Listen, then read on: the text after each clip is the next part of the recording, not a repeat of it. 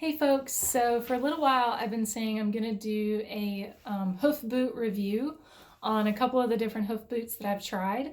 One of my mares in particular really needs them. Her feet are prone to cracking and they're just kind of brittle and they chip, especially in the summertime or over really rocky terrain. So I've tried a couple different brands of boots and I wanted to tell you what I like and what I don't like about a couple of them. So the first brand that I tried were the Renegades. Now, all of my boots are going to be dirty because I've used all of them. What I like about the Renegades is that they're pretty easy to put on. As you can tell, you just flip down the heel, you pop the hoof in, and then you flip it back up. And this goes across the front of their ankle and then across the hoof. Cool design. The problem is when this Velcro gets really wet and really muddy, it won't stick anymore. So if you can see here, I had a really hard time with these after I used them on some really long rides that were really muddy. So Renegade does send you replacement Velcro when you buy the boots. I just find that kind of annoying, having to replace them. The other thing is that there's no drainage. So the front of the boot is solid.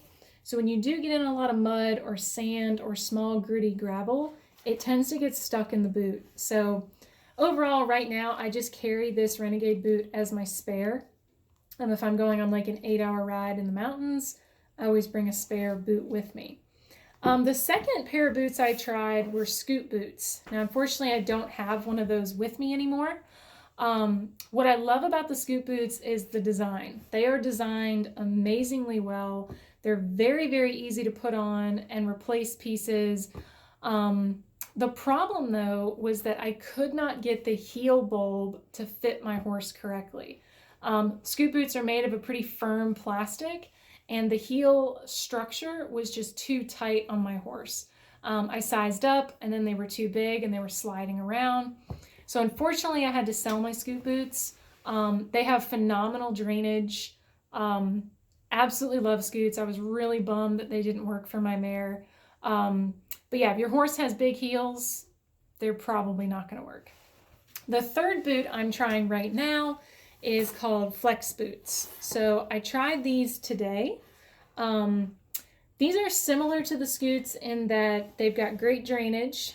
And in this one, you can see it's in the toes. Let me move my camera so the sun isn't quite hitting me that way. But what I like better about the Flex boots is that the back is made of a soft neoprene. So it's much easier on the heel. You also have two different levels that you can put the heel straps at.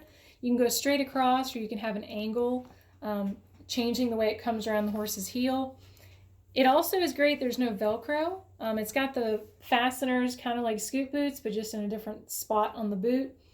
I tried these today, and the first creak I went through, one of them came off. So I wasn't thrilled about that. I think it could just be that these trail gaiters are too big, so they really didn't help. I need to size down in these. I could possibly size down in the boot overall. I'm kind of apprehensive to do that after my experience with the scoot boots because as my horse moved through her trim cycle, they were impossibly too tight for her and they were really uncomfortable. So overall, I tried a lot of different stuff. The biggest things to look for when you're looking for boots is no Velcro, good drainage, and is it going to fit your horse as their hoof grows through their trim cycle? Are kind of the biggest things I think about because we trail ride a lot and we go through a lot of deep mud and wet areas in North Carolina. I have to have something that stays on for a long ride through a lot of sloppy terrain. I'm still looking for the perfect boot. I'm hoping that if I change some of the sizing on these Flex boots, they're going to be great. But if you have any questions, I love talking about this stuff. I'm definitely not an expert, but all of our horses are barefoot, so I'm just always kind of trying through trial and error to see what will work. But thanks for listening.